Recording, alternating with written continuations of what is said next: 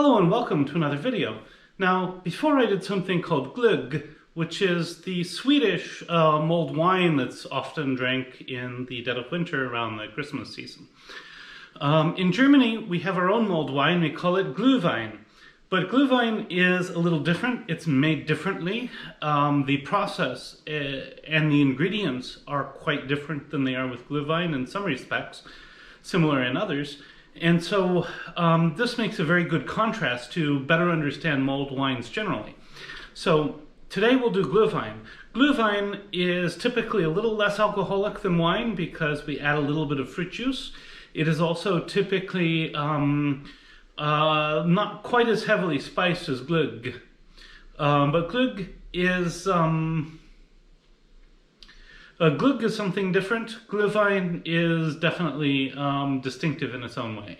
So here we go. This is sort of the standard German approach. I have my own recipe here, so this is based on German recipes, but it's not exactly what you see everywhere. And we'll go over the different ingredients and processes and that sort of thing. The ingredients are a little simpler than they are with glögg. And the way to think about Glühwein is more as a spiced, it's almost like a spiced sangria rather than like a wine mixed with infused vodka, which is glögg.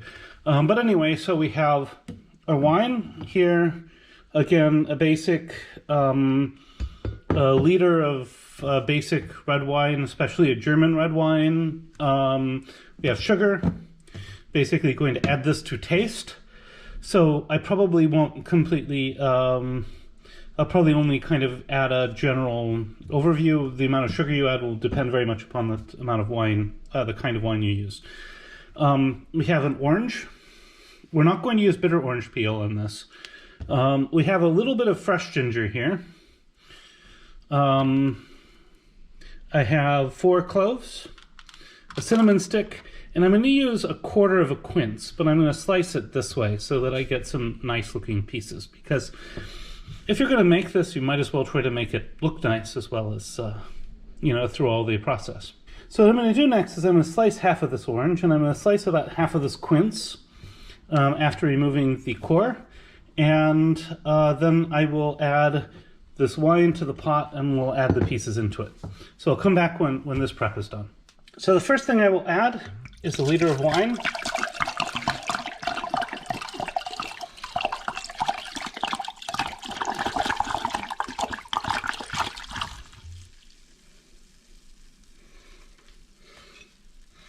Then I will add the quince pieces, and these will just kind of float as we heat things up. I'm going to float some of these nice orange pieces in here also. And then I'm going to juice the rest of this orange.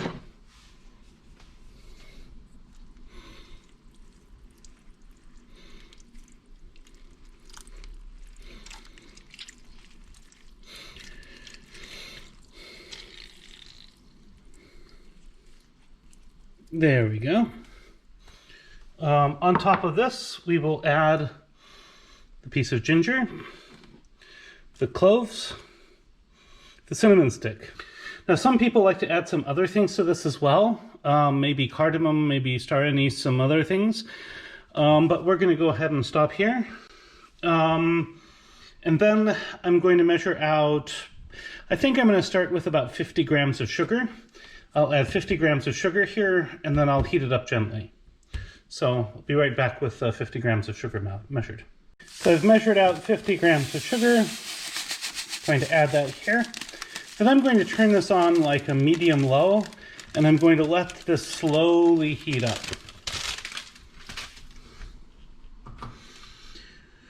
So I'm going to put the lid on so that it conserves heat, and I'm going to come back in about 10 minutes and stir it and taste it.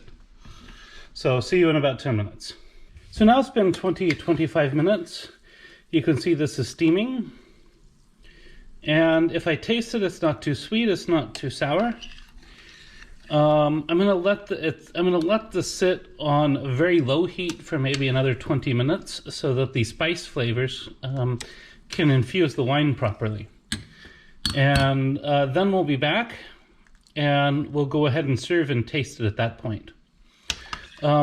If this is not sweet enough for you at this point, definitely add more sugar.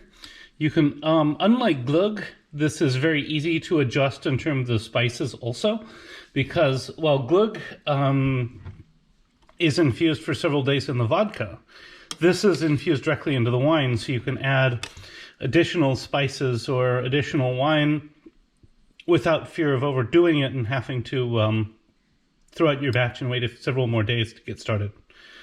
So we'll go ahead and come back in maybe another 20 minutes or so, and at that point we'll serve. So now it's been another 20 minutes. So for the taste test, I'm only going to spoon myself a bit out here. But basically, you can serve this in, small teacups or stuff. And just straight, unlike Glühwein, we don't add anything else to it. And here is our Glühwein. And now for the taste test. This smells delicious. Let's see how it tastes.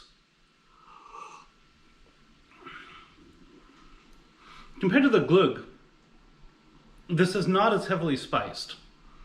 It's much more fruity, and you can taste the fruity notes, the notes from the fruit that I've added, just as much as you can taste the spices. This is quite delicious. It's again something that very, very much fits within the German Glühwein tradition, and hope that you enjoy it. Bon appetit. See you next week.